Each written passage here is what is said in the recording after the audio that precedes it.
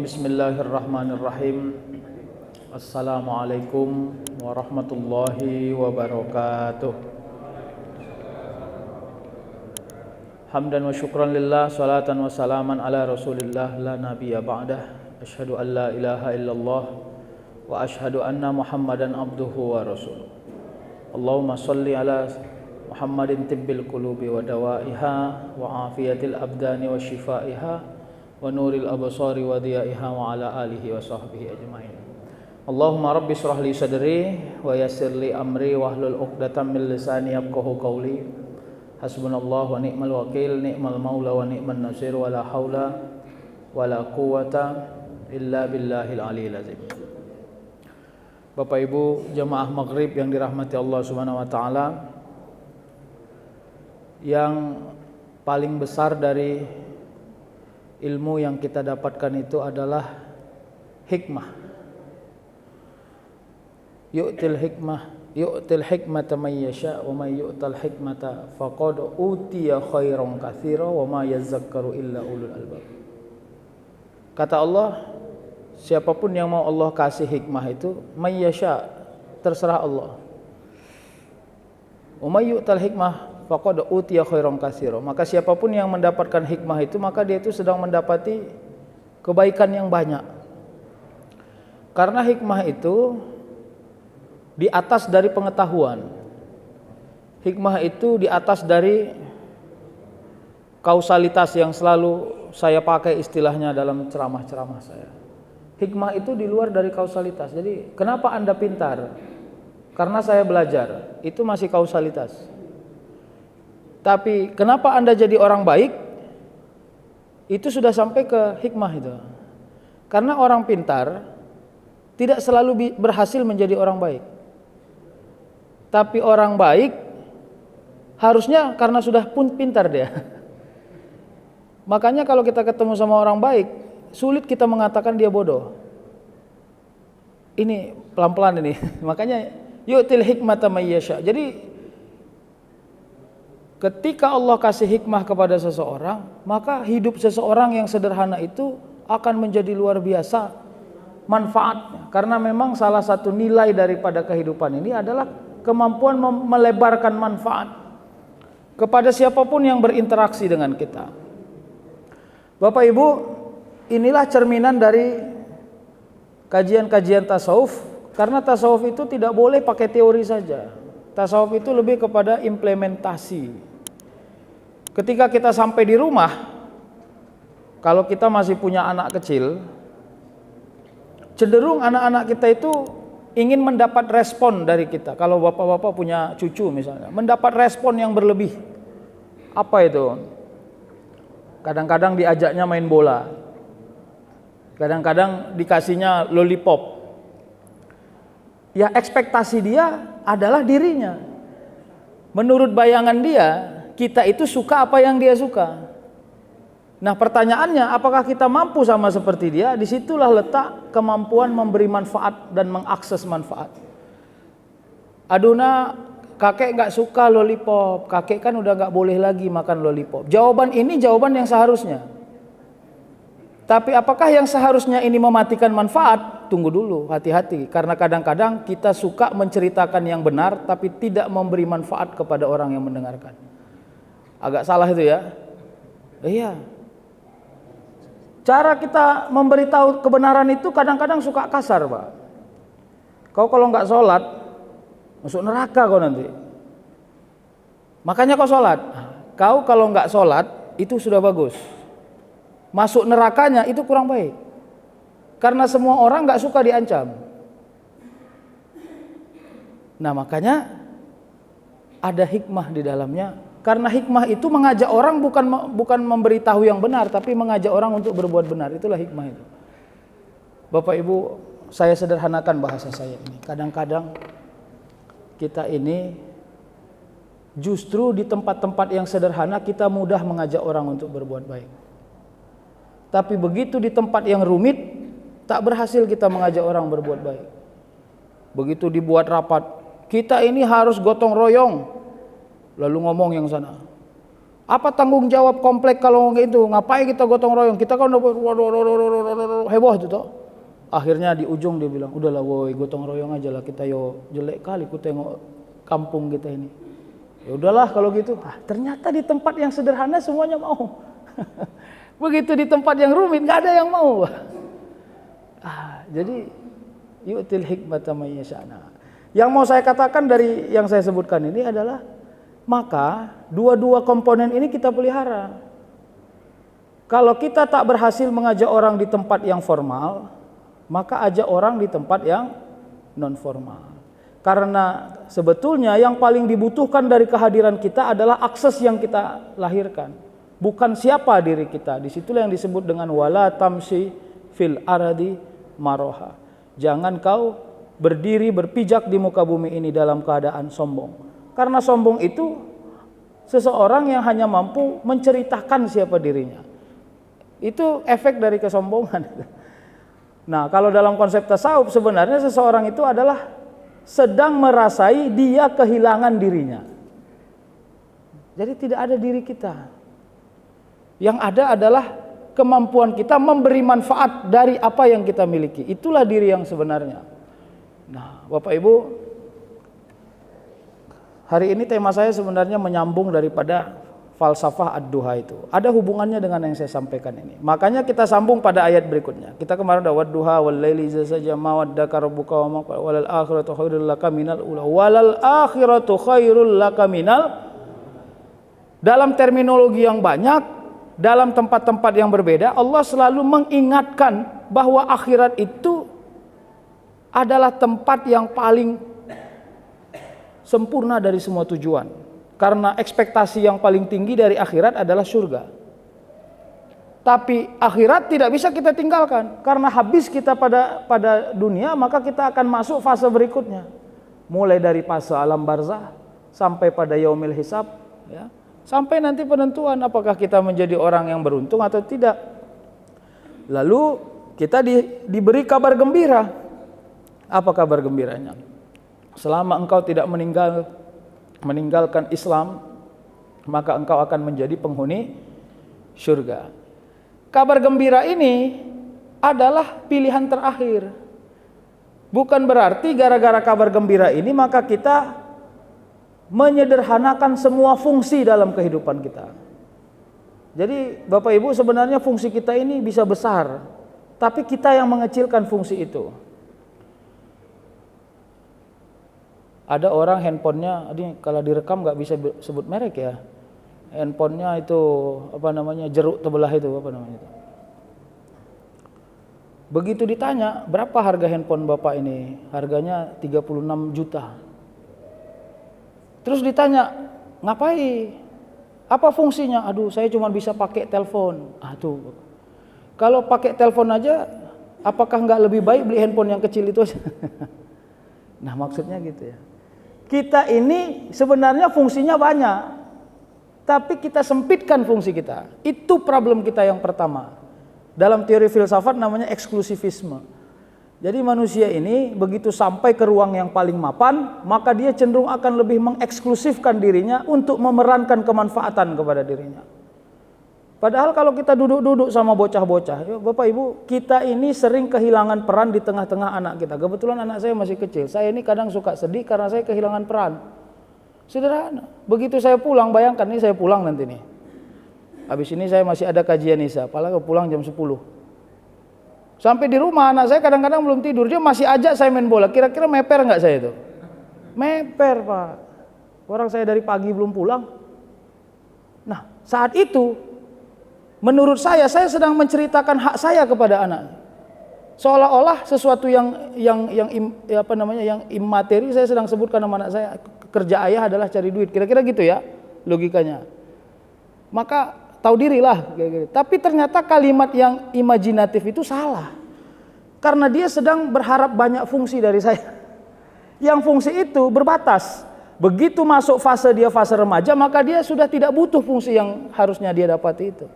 Nah, aspeknya lebih kepada psikologi. Maka itu yang saya katakan, kita sedang mengecilkan fungsi. Bapak Ibu, PR bapak-bapak di sini yang aktif di masjid adalah begitu pulang jadilah seorang ayah dan kakek yang sangat mengayomi orang-orang yang ada di rumah. Tidak boleh eksklusif. Itu baru meluaskan peran. Itulah baru melahirkan energi. Kalau yang kemarin kita bahas inna sholata tanha anil fahsya'i wal munkar, ternyata sholat itu memberi efek kepada sensitivitas sosial. Dan sosial yang kita maksud mulai dari tempat yang paling kecil. Orang yang berada di samping kamar kita, boleh anak kita, mungkin boleh istri kita, mungkin boleh orang-orang yang terdekat di kita. Karena ternyata untuk membentuk karakter itu mulainya di sana. Ini nggak teori nih Pak. Gini ya, ada orang sangat dicintai di luar, sangat dibenci di rumah. Jangan-jangan yang saya sebut itu saya di keluarga saya. Ngeri Pak. Begitu orang ngeluh-ngeluhkan, wah alhamdulillah Ustadz itu datang, oh alhamdulillah beliau datang, oh alhamdulillah. Begitu saya di rumah, semuanya benci nengok saya. Kehilangan fungsi saya di rumah Pak. Padahal akses doa yang paling tinggi derajatnya justru ada di rumah. Doa anak kepada ayahnya, doa orang tua kepada anaknya, atau mungkin doa istri kepada suaminya. Nah, fa'tabiru ya ulil albab. Saya sedang tidak menceritakan kesalahan, tidak. Tapi mengukur eksistensi kita dan kemanfaatan kita di ruang-ruang yang masih kita pelihara, ruang-ruang itu. Rumah, kantor, tetangga, ya masyarakat luas, jamaah, dan siapapun yang berakses kepada diri kita. Makanya wal akhiratu khairul laka minal ula, nilainya sederhana. Berjalanlah kau di muka bumi ini, boleh kau berhajat kepada dunia, tapi jangan kehilangan arah kepada hajat itu. Ya, orang kerja dapat job. Hari ini saya sedang teken kontrak untuk kontrak 500 juta misalnya. Hajat dunianya pasti dapat. Terus dia bayang, oh ini 500 juta bersihnya sama saya bisa 120 juta nih. Kira-kira gitu kan? Boleh nggak gitu? Boleh lah, masa nggak boleh? Di mana letak keikhlasannya? Mengintegrasi daripada semua hajat keduniaan sampai kepada akhirat, ya sampai situ munculkan. Pertama, kalau sikap ketauhidannya, ketasawufannya adalah rasa tunduk bahwa semua yang datang itu karena kemudahan dari Allah, sebab Allah memberi jalan kepada diri kita. Oke, bungkus, dibungkus dia. Secara tauhid, bagaimana membungkus tauhidnya? La yukallifullahu nafsan. Begitu Allah hadirkan, seolah-olah dia kemudahan, ternyata di dalam kemudahan pasti ada tanggung jawab. Dan kalau tidak bertanggung jawab, maka dia menjadi rumit. Hati-hati. Nah, maka prinsip tauhid itu adalah prinsip diawasi. Allah mengawasi kita. Maka begitu dia dapat proyek 500 juta yang saya sebut tadi, yang dia sudah gambarkan untung bersihnya 120 juta, maka dia merasa diawasi sehingga dia tidak sembrono. Sembrono itu apa artinya? Saya pun nggak paham itu. Iya gitu ya. Dicek nggak bos di WA-nya? Dicek nggak? Nggak dicek. Udah mainkan aja yang KW3 tuh, mainkan. Hati-hati Pak. Oke. Masuk kepada prinsip muamalahnya. Bagaimana prinsip muamalahnya? Lalu dia mengakses kekurangan-kekurangan. Apa kekurangannya? Oke, kita buat yang horizontal dulu, jangan yang vertikal. Yang horizontal gimana? Tengok. Kau banyak duit, banyak untung, lihat anakmu, sepatunya masih jelek nggak? Udah berapa bulan nggak beli sepatu anak? Oke, beli. Istri tengok, artinya semua harus bahagia. Oke, buang-buang 5 juta. Buang, nggak apa-apa. Ini model-modelnya orang-orang apa aja nih? Beli ini, semua ketawa, semua gembira, semua senang. Artinya ridho mereka tentang rezeki kita. Oke, naik kita ke vertikal. Apa hak Allah di dalam rezeki yang kau miliki? Sensitivitas mengenal tanggung jawab. Ada infak, ada sedekah, ada zakat mal. Jadi semuanya dipelihara Pak. Itulah ekspektasi dari walal akhiratu khairul laka minal ula. Jadi kita nggak pernah ketinggalan dunia Pak. Jadi nilai dari walal akhiratu khairul laka minal ula itu bukan memilih, you pilih dunia atau pilih akhirat. Pertanyaannya salah. Gak akan mungkin kita tidak memilih dunia karena kita hidup di dunia. Gak akan mungkin kita gak pilih dunia Pak. Nah, wala saufa yu'tika rabbuka fatardo. Ini udah bolak-balik saja. Alam yajidka yatiman fa'awa. Lalu Allah masuk pada case. Kalau kita mau bangun rancang, melihat rancang bangun ayat ini, Wadduha itu terminologi waktu. Wallaili idza saja itu terminologi waktu. Ma wadda'aka rabbuka wa ma qala, Allah enggak akan pernah membencimu dan enggak akan pernah meninggalkanmu. Itu bicara tentang teori dasar. Teori dasarnya dibentuk Allah. Ingat, wahai manusia yang labil, yang suka bergoyang-goyang hatinya, ma wadda'aka rabbuka wa ma qala. Kalau kau lagi apes, baca aja ayat itu. Ma wadda'aka rabbuka wa ma, Allah enggak pernah meninggalkanmu, Allah enggak pernah membencimu. Makanya Allah bentuk teori dasar dulu setelah bicara waktu. Wadduha wal laili saja itu waktu. Walal akhiratu ma waddaka walal akhiratu khairul laka minal, masih prinsip, masih teori. Wala saufa yu'tika rabbuka, sudah mulai masuk kepada teori mikro. Apa kata Allah? Sungguh nanti kau akan aku kasih karunia yang kau ridho menerimanya. Sudah dari atas menuju bumi dia. Artinya Allah sudah mulai memijakkan kaki di bumi tentang makna daripada ayat. Masuk kepada case. Alam yajidka yatimam fa'awa. Ingat, kalau dalam ayat sudah ada case, berarti case itu menjadi primer. Sesuatu yang di sampingnya menjadi sekunder. Misalnya gini, bukankah tidak aku mendapatimu sebagai orang yatim? Maka yang mencukupi siapa? Fa'awa, Allah yang mencukupi. Yatim itu terminologi kekurangan kasih sayang siapa? Papa atau mama? Ini saya ajak berfilsafat dikit. Yatim itu papa atau mama? Papa. Papa itu apa ruangnya? Ruang materi, Pak. Jadi kalau piatu itu kurang kasih sayang karena tidak ada ibu. Kalau yatim itu kurang harta karena cenderung yang difahami ayahlah yang mencari harta. Maka alam yajidka yatimam, berarti yatim itu simbol dari kekurangan, kemiskinan, kefakiran. Maka kata Allah, fa'awa, yang mencukupkan orang yatim itu dan segala anak-anaknya. Yatim itu primer, sekundernya apa? Orang miskin, orang fakir, orang yang du'afa, daif, orang yang kehilangan tujuan hidup. Itu semua anak-anaknya, itu yang sekundernya. Yang teori primernya apa? Yatim. Fa'awa, maka Allah yang cukupkan. Karena Allah yang cukupkan, tanggung jawab siapa berarti? Ayo, tanggung jawab siapa? Tanggung jawab yang beriman kepada Ita sasudena. Tanggung jawab kita, Pak. Jadi jangan bilang kan Allah yang bertanggung jawab, enggak saya kok. Aduh, gimana itu? Salah lagi. Ya. Alam yajidka yatimam fa'awa.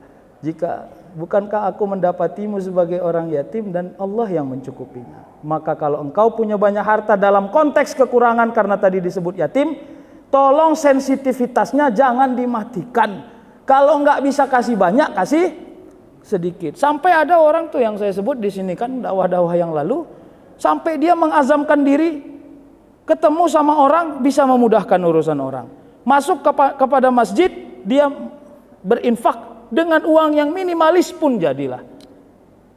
Uang benggol-benggol. Ini udah dibuat belum apa ini? Tabung infak itu alas di bawahnya.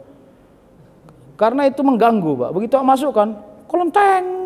Awak pas sholat samping itu langsung terbayang gope dalam hati awak. Sulit dinafikan itu, Pak. Cobalah Bapak sholat nanti di samping tempat itu. Begitu ada orang masuk kelenteng gope. Jadi harus ditutup. Apa akadnya? Akadnya sederhana. Ya Allah, saya ini pada dasarnya kau ciptakan sebagai makhluk yang cukup. Tapi saya sering merasa rugi dan kerugian dalam kecukupan itu. Berarti saya kikir. Atas kekikiran saya belajar untuk terus berinfak kepada Engkau ya Allah, di hadapan Engkau ya Allah.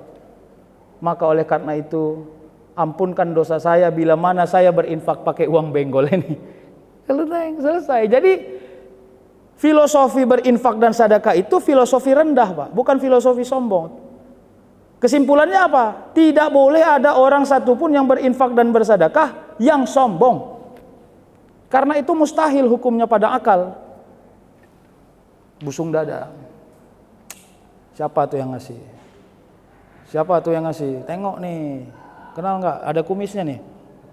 Kalau uangnya baru berarti yang ngasih siapa? Nggak usah yang gitu-gitu, nggak mau. Kenapa? Begitu engkau bisa kasih banyak, selesai engkau mengasih, ya hapus tanganmu. Ya Allah, tangan ini hanya tempat persinggahan. Tidak ada yang mulia dari pemberian saya. Kalau enggak engkau yang membuka keimanan saya, bahkan yang banyak atau yang sedikit yang saya beri ini, saya simpan rapi dalam kantong saya. Dan tak sedikit pun bisa bermanfaat kepada orang. Sederhana, Pak.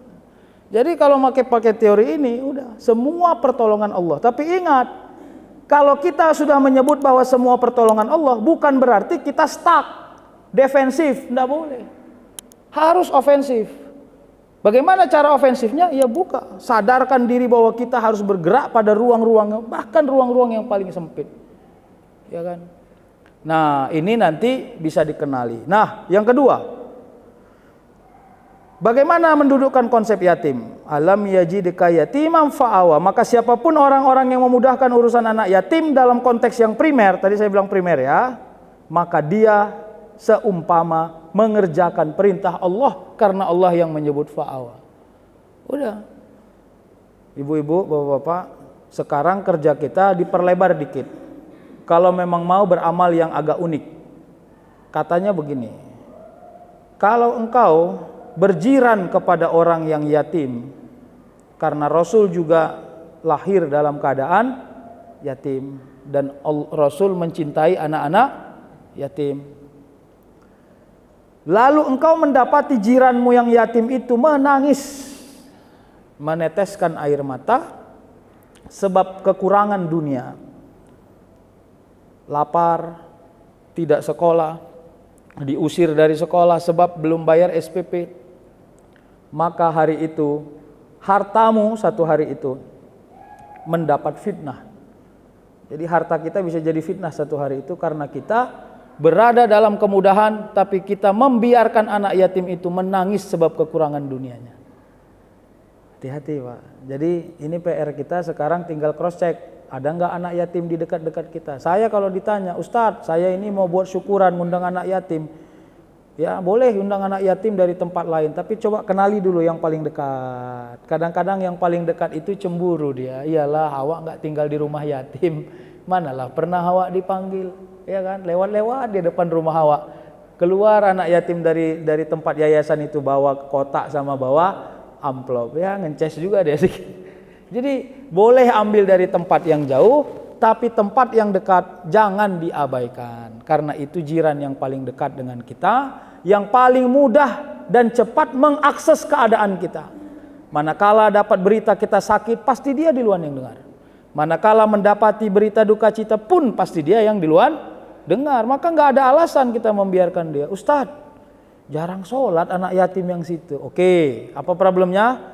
Jarang sholat. Nah sekarang apa yang mau kita bentuk karakternya? Kita mau berinfak atau bersedekah kepada orang yang sudah sholat atau yang belum sholat? Bentuk dulu karakternya, karena dua-duanya sama penting, Pak. Jangan kita abaikan gini.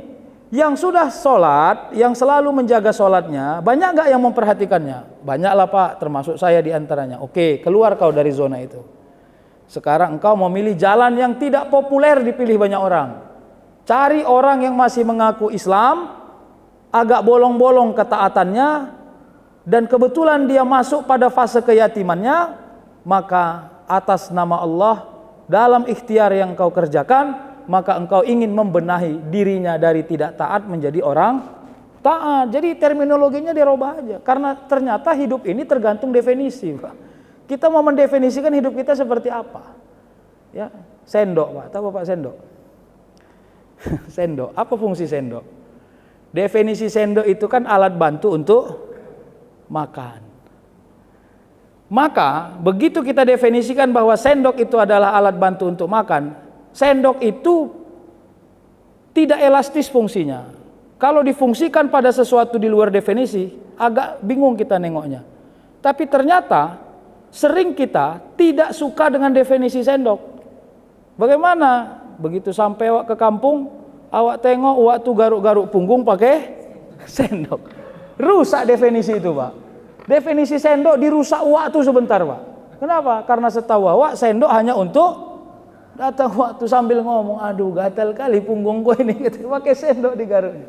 Nah ternyata Pak, secara empirik banyak hal yang sebenarnya bisa jauh lebih elastis peran kita di muka bumi ini dan memberi manfaat, tapi kita berbatas karena hanya tergantung pada definisi diri kita siapa. Bapak Ibu, menjadi dai tidak harus pakai dalil. Maaf, kalimat saya ini agak ekstrim. Karena esensi dari dai itu adalah mengajak orang jalan pada ketaatan. Untuk mengajak orang pada ketaatan harusnya tidak perlu pakai dalil. Ya.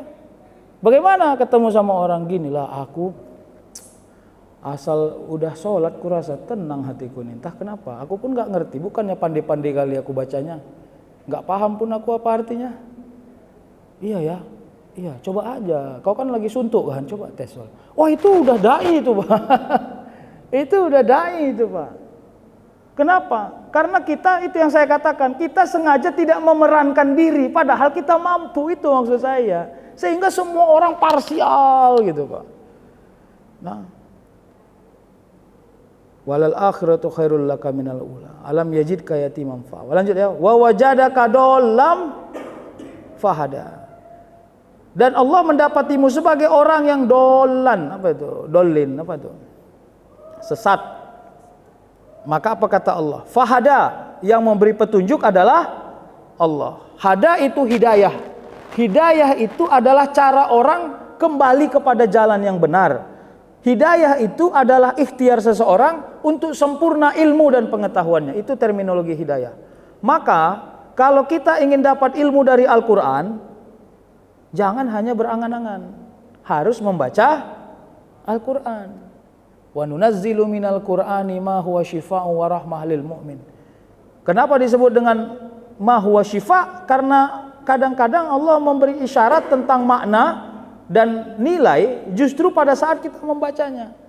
Ini ada yang unik nih Pak, tapi ini nggak bisa sistematis ya. Begitu dibaca dia baca, nah, begitu kena di satu ayat, kok agak enak gitu. Dia ulangi, agak enak. Sampai 3 kali dia ulangi enak, akhirnya penasaran. Buka makna, karena dia nggak paham bahasa Arab. Begitu buka makna, seperti nempel makna itu dengan keadaannya. Saat itu, saya mau katakan, begitulah energi kemukjizatan Al-Quran, bahkan menyentuh kepada orang yang sangat awam sekalipun. Ini kalau kita mau sentuh pada ruang irfani, makanya dalam tasawuf itu ada irfani. Irfani itu maknanya adalah orang yang sampai kepada makom tidak harus selalu melewati pelajaran, tapi pada pengamalan, kalau dia duduk pada pengamalannya dan ikhlas, maka Allah bukakan pintu-pintu rahasia dalam makna hikmah tadi itu, sehingga akhirnya dia sehat dengan nyamannya, bukan sehat dengan taunya. Paham nggak Pak? Ada orang sehat dengan taunya. Bagaimana orang sehat dengan taunya? Saya Pak, nggak boleh lagi makan kacang, karena kata dokter saya, kalau saya sudah lebih makan kacang 5 butir, kemungkinan asam urat saya naik sangat dominan. Oke, itu berarti dia mengamalkan dengan taunya. Tapi ada orang dengan nyamannya, karena Allah ridho kepada dirinya sebagai orang yang awam, secara irfani ini ya, maka Allah buat mulai saat itu nggak tertarik dia makan kacang, kayak nggak enak makan kacang itu. Akhirnya dengan sukarela dia tidak makan kacang. Ditanya sama kawannya, biasanya kau suka makan kacang, kenapa sekarang? Nggak ngerti aku, asal makan kacang kok nggak enak kurasa. Nah ingat, ilmu hikmahnya apa? Begitu cara Allah. Nyaman aja kau tak makan kacang, karena tujuannya dipelihara Allah sehatmu. Kalau bicara ikhtiarnya, jadi banyak cara Allah melindungi kita Pak. Jadi oleh karenanya sederhana, kalau sudah mulai banyak hilang selera terhadap dunia ini, kalau saya ditanya dalam terminologi tasawuf, berarti Allah sayang kepada dirimu. Karena dunia ini dari 100% hanya sedikit yang bisa memudahkan urusan kita, yang sisanya menyulitkan kehidupan kita. Menyulitkan ya. Kenapa saya bilang menyulitkan? Habis makan berobat, habis makan berobat, habis makan berobat. Kalau gitu nggak usah makan lah supaya tidak, nah, cocok kan? Makan awak, mana simpastatin udah gawat nih, simpastatin gawat. Udah. Kalau enggak kita robah aja, nggak usah makan supaya tidak makan simvastatin, bisa enggak? Terus Ustadz, nikmat dunia ini nggak bisa 2 kali, harus dibantai nih Ustadz. Nggak apa-apa, bantilah. Tapi semua apa yang kau kerjakan punya hubungan dengan konsekuensinya. Kan udah saya bilang di sini. Pigi awak diundang sampai Belawan. Sampai di Belawan semua yang dihidangkan seafood yang tak cocok dengan lidah. Apa awak bilang? Apes sekali aku hari ini Udah di tol tadi kena jebak macet, ada yang ban pecah sampai sini panas pula, tengok laut, zong kali hari ini Kalau cara membacanya normal, coba cara membacanya tidak normal. Harus ada syukur, alhamdulillah ya Allah. Apa itu? Saya tidak makan ini seafood ini semua. Kenapa? Karena potensi penyakit yang datang dari seafood ini insya Allah nggak hadir di diri saya. Kalau gitu cara membacanya nggak ada yang ribet dunia ini, Pak. Tapi mau nggak cara membacanya kayak gitu? Kan begitu. Bapak Ibu, inilah yang kita tawarkan sebagai salah satu pilihan ya. Sama kayak naik pesawat. Tapi ini kalau saya ngomong bisa jadi kena marah saya sama tukang pesawat ini. Apa bedanya orang duduk di eksekutif sama orang duduk di ekonomi? Toh sampainya juga sama. Nah, apa yang kalau saya menguji, tapi ujinya ini belum uji berdasarkan penelitian ya. Menurut saya pure hanya karena prestisius saja. Begitu datang yang masuk belakangan, nampaknya awak duduk di bangku eksekutif ini kan eksekutif nih. Tapi ini kan jelek-jeleknya berpikir saya. Karena setelah saya pandang-pandang, beda besaran daripada kursi yang eksekutif dengan yang ekonomi nggak sampai 2 kali lipat, Pak. Sedikit saja. Paling beda kemek-kemeknya aja, Pak. Tapi kalau sampainya saya pastikan sama sampainya, Pak. Ya, nggak ada di luar 10 menit sampai yang di depan yang eksekutif. Artinya apa? Kemampuan menalar. Kalau kita pakai logika umum, kapan lagi Ustadz saya punya kesempatan duduk di eksekutif kalau nggak sekarang? Normal itu cara berpikirnya. Tapi boleh juga ngambil cara berpikir yang tidak biasa orang memikirkannya. Kalau bisanya duduk di ekonomi dengan rasa yang sama dan tujuan yang sama, kenapa harus di eksekutif? Itu namanya Ustadz pelit. Oke, keluar kita dari pelit. Bagaimana supaya keluar dari pelit? Ada orang memaksa dirinya untuk duduk di eksekutif, padahal kantongnya sudah mulai tipis. Nah, hati-hati Pak. Jadi udah sampai begitu cara berpikirnya, Pak. Sama kayak orang hari ini kerja dia dapat uang 195.000. Dari semalam selera kali dia makan junk food ya, yang instan itu ya, saya nggak boleh sebut merek. Begitu ditengok harganya 170.000, Pak. Tadi uang dia berapa? 195. Harga untuk membeli itu 170. Sementara uang 195 ini harus menjadi pertahanan untuk 2 hari ke depan. Pertanyaannya, halalkah dia membeli makanan yang 170 itu? Halal dong. Halal. Orang dia cari dengan keringat dia carinya. Tapi tidak toyib, Pak. Karena toyib itu ekspektasinya bukan hanya tentang jenis makanan, tapi cara mengelolanya dan menggunakannya. Kenapa tidak toyib? Begitu dia beli 170, sisanya uang tinggal 25.000, lalu saat itu nggak makan lagi dia. Potensi mencurangi orang ada, potensi mencuri ada, artinya dia mengerjakan yang hak untuk dirinya, meninggalkan sisa yang batil untuk kehidupannya di kemudian hari. Jadi toyib itu ekspektasinya kemampuan menggunakan apapun yang halal tadi supaya berefek dan berimbas kepada sempurna keadaan.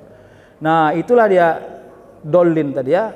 Wa wajadaka dollam fahada. Udah jam berapa ini? Wa wajadaka ailam fa'aghna. Ailan itu adalah orang yang merasa kurang, Pak. Ailan itu orang yang merasa kekurangan. Fa'aghna, apa kata Allah? Yang ghani itu Allah yang mencukupi. Nah, hati-hati. Jadi disinilah kemampuan kita mengelola diri untuk merasa cukup pada yang tak cukup. untuk merasa cukup pada yang tak banyak. Banyak hubungannya kepada jumlah, cukup hubungannya kepada kualitas. Ingat itu Pak. Makanya sebenarnya nggak pernah punya konsideran itu. Apakah yang sedikit jumlah tidak mencukupi? Belum tentu. Ganti selera aja supaya cukup. Kan enak Pak. Enak nggak Pak? Hari ini uang saya 50.000. Kalau kalian beli makanan semua satu makanan 25.000. Sementara kalian 7 orang, pastilah uang ini tidak cukup. Oke, gimana kalau kita beli nasi padang 3 bungkus, kita gabungkan jadi satu, makan rame-rame. Cocok? Cocok. Harga berapa nasi padangnya? 10.000 pakai telur. Udah sisa 20.000 lagi Pak. Udah sederhana. Karena tujuannya sama-sama kenyang. Apa yang Allah hidupkan? Yang Allah hidupkan adalah Allah buat selera kita tidak lagi eksekutif menjadi ekonomi. Tambah S-nya Pak, ekonomis. Udah. Wallahi Pak, yang saya ngomong ini nggak ecek-ecek loh Pak. Kalau engkau bergantung kepada Allah atas urusan dunia yang ribet, Allah mudahkan urusanmu. Serius. Bahkan ketika kita berada di satu tempat yang tak mendapati kita air yang cantik, lalu kita tengok air ini, hampir kayak ugat-ugat di bawahnya ya kan? Ya Allah. Ikhtiar untuk menghilangkan haus wajib hukumnya. Tapi pilihan air tidak ada lagi. Maka bismillah tawakkaltu 'ala Allah la haula wala quwata. Tidak ada minuman dan makanan yang disehatkan kecuali engkau ridho kepadanya. Udah, banyak orang yang sehat Pak. Ya tersesat di hutan berbulan-bulan, begitu turun makin gemuk badannya Wak tengok. Tapi jangan dites Pak, itu yang nggak boleh. Ini enggak, dibantainya ke sana, sengaja aku sesat karena Allah Ta'ala katanya. Dibuatnya pula yang enggak lah kalau itu salah. Ya. Wa wajadaka dollam fahada wa wajadaka ailan. Maka apa tipologinya orang ailan? Tipologinya orang ailan itu adalah orang-orang yang bersakwa sangka kepada jumlah. Maka tidak boleh bersakwa sangka kepada jumlah. Amalan guru-guru kita dulu gini ya. Nengok barang yang dia suka dan dia berhajat, maka dia solawatkan. Udah jelas Pak, gini, Ustadz, saya punya sepatu 3 dan semuanya yang 3 itu masih bisa dipakai. Bolehkah saya beli sepatu yang keempat? Jawab, boleh Pak. Jangan Bapak bilang nggak boleh. Nah, bagaimana membuat yang boleh itu supaya tidak salah? Pastikan yang keempat itu ada manfaatnya. Jangan dipikirnya cuman dia aja bisa beli sepatu kayak gitu, aku pun bisa. Nah ini salah Pak, itulah yang selalu salah itu. Hati-hati Pak. Kalau ceritanya kajian tasawuf, tidak boleh ada keakuan, karena yang aku itu hanya Allah Subhanahu wa Ta'ala, tidak ada yang lain. La ilaha illallah, la ilaha illallah. Biar tahu dia, jangan dipikirnya dia aja yang bisa beli mobil kayak gitu. Ini salah Pak. Carilah nilai yang lain apa? Ya udah, bentuk aja karakternya, silakan. Yang penting jangan salah di niat, karena salah di niat insya Allah akan salah pula di tujuan. Bapak Ibu, inilah dia ya. Sedikit lagi. Fa'ammal yatima fala takhar. Saya mau kasih tahu di surah Ad-Duha itu 2 kali Allah sebut yatim. Alam yajidka yatiman fa'awa, lalu wa wajadaka dollam fa'ada wa wajadaka ailan fa'ammal yatima fala. Artinya apa? Kalau nggak serius urusan yatim, nggak mungkin Allah sebut 2 kali dalam ayat itu. Maka saya ajak kita, kalau mau punya amalan baru, salah satu amalannya adalah meluruskan, membaguskan, mensejahterakan hidup anak-anak yatim. Titik. Kalau kau mendapati anak yatim yang jahat, wajar itu anak yatim jahat. Sekarang kitalah yang membaikkannya. Gitu dia Pak. Udah. Kenapa? Karena dia kehilangan arah tujuan. Karena ayah itu arah tujuan. Nah itu dia ya. Fa'ammal yatima fala takhar wa ammas sa'ila fala tanhar. Orang sa'il itu orang yang minta-minta. Maka jangan kau hardik dia, jangan kau rendah harga dirinya. Peminta-minta itu hanya ada 2 keadaan. 1 kasih. Kalau enggak kau kasih, diam. Jangan banyak kali cerita. Ya kan? Ini enggak, udah enggak ngasih banyak tanya. Mana kau? Anak mana? Kau Islam enggak? Serius? Coba rukun Islam, rukun iman, coba ini, coba ini. Menggeletar begini Pak. Padahal dia jual baca bismillah, bacaan bismillah yang goceng. Ya kan? Perkara kau beli aja payah kali. Ya. Serius ini Pak. Kita ketemu sama orang-orang kayak gini. Kau kalau enggak jujur, ku bilang kau Satpol PP. Lari dia Pak. Saya mau katakan orang kayak gini masih lebih bagus dari begal, Pak. Sama begal awak baik kali. Kasih kereta kau nggak ku cucuk kau. Jangan kereta, jam awak pun awak kasih. Coba. Tapi sama kayak gini banyak kali pertanyaannya, nggak perlu, Pak. Mau kasih, nggak usah dikasih, diam. Falyakul khairan aw liyasmut. Kadang-kadang diammu itu mengobati luka hati orang. Kasar saya ngomong gini karena saya beberapa kali mendapati orang kayak gini. Perkara pakai baju dinas jadi intervensinya beginilah. Iya, salah dia menurut peraturan pemerintah. Salah dia menurut peraturan daerah. Salah dia. Tapi dia itu dalam kategori sa'il. Kalau kau nggak suka, nasihati. Udah, supaya dia nggak begitu lagi, mudahkan. Jangan nggak ngasih solusi. Makanya banyak dosen pembimbing skripsi yang dibenci oleh mahasiswanya. Kenapa? Berani-beranian coret tapi nggak pernah berani kasih solusi. Kan pening juga. Udah, wa amma bi ni'mati rabbika fahaddis. Nanti yang ini khusus kita bahas di kemudian hari karena ini terlalu panjang pembahasannya. Bapak Ibu, mudah-mudahan kita selalu dalam lindungan Allah Subhanahu wa taala. Bapak Ibu, dunia ini hanya ikhtiar, betul. Dunia ini hanya ikhtiar. Kalau kita jahat, balik lagi ke baik. Kalau kita baik, belajar istiqomah. Kalau sudah istiqomah, belajar meluruskan niat. Kalau niat sudah lurus, belajar untuk tawadu dan rendah. Kenapa? Karena tabiat rendah itulah yang disukai oleh Allah Subhanahu wa taala. Bukan rendah ke hadapan manusia, tapi rendah ke hadapan Allah. Karena rendah itu hanya milik manusia kepada Allah. Kepada kita ini namanya rendah hati. Kalau kepada Allah namanya rendah diri. Jangan terbalik, Pak. Sama manusia rendah diri, sama Tuhan rendah hati. Anda itu terbalik namanya.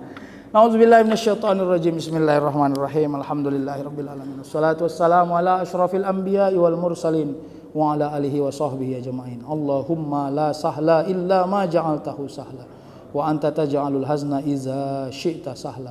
Sahhil lana ya Allah umurana fid dini wad dunya wal akhirah ya mujibas sa'ilin. Rabbana